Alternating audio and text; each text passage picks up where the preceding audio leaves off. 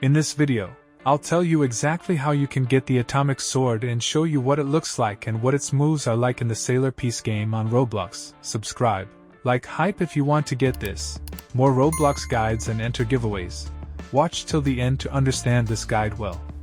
I'll tell you how to get the atomic sword in Sailor Peace because right now it is genuinely one of the strongest weapons in the game when you look at raw damage and overall performance. And the numbers on this thing are absolutely insane even before you start optimizing your build. The whole process is centered around Lawless Island, so that is your main destination, and pretty much everything you need to do happens right there. Once you arrive, your first goal is to find the Shadow NPC because that is who handles the weapon unlock, but you cannot just hand over materials instantly since you need to collect everything first, and most of it comes from the atomic boss. To even summon the atomic boss you need abyss sigils, and these drop from the regular mobs hanging around Lawless Island, so before you even think about the boss fight you want to start farming those normal enemies, and building up a solid supply of sigils. Once you have enough, head over to the boss summoner NPC and start spawning the atomic boss, and this is where the real grind loop kicks in. The boss drops nearly everything on the requirements list, including the Eminence Incarnate title, Atomic Omen, Eminence Essence, Shadow Remnants, and Magic Shards, so you are going to be repeating this fight a good number of times before you have everything you need. Difficulty is a big factor here and something you should think about before you just dive in on the lowest setting. Subscribe to this channel if you want to join the giveaway. Check the links in the video description and write what you would like to get from this game. Higher difficulty runs cost more abyss sigils to summon the boss, but they also increase your drop chances noticeably, so if your build can handle it, or you have a squad running with you, it is almost always worth pushing the difficulty up to get through the grind faster. On top of the boss materials, there are a few additional requirements you need to have ready, which are 45,000 GS, 80 abyss sigils, and the Shadow Sword, which comes from Dungeon Island.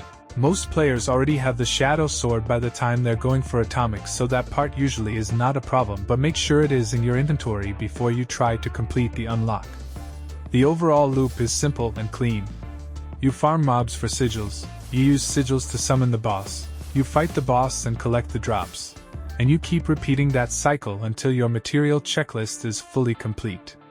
Running this with other players makes a massive difference because faster kills means more runs per session, and more runs means faster progress across the board. Solo is fine, but a team speeds everything up significantly.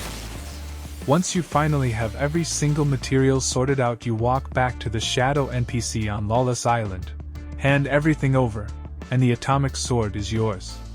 Now let me tell you why people are actually farming this thing, because the damage output even on a completely fresh weapon with zero optimization is already on a different level. The Z skill hits for around 300 million damage. The X skill comes in at around 250 million. The C skill jumps up to around 700 million.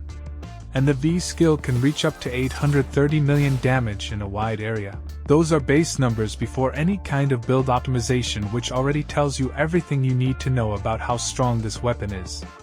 With a proper setup behind it, the numbers go even higher, which is why this sword is considered one of the top picks right now.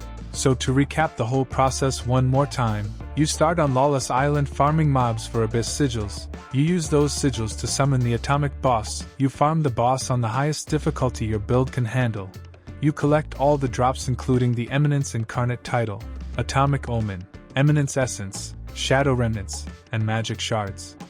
You make sure you have 45,000 GS and 80 abyss sigils ready along with your Shadow Sword, and then you take everything to the Shadow NPC and claim the weapon. The grind takes time, but considering you end up with one of the hardest hitting swords in Sailor Peace with V skill damage reaching 830 million in a massive area, it is absolutely worth every single run.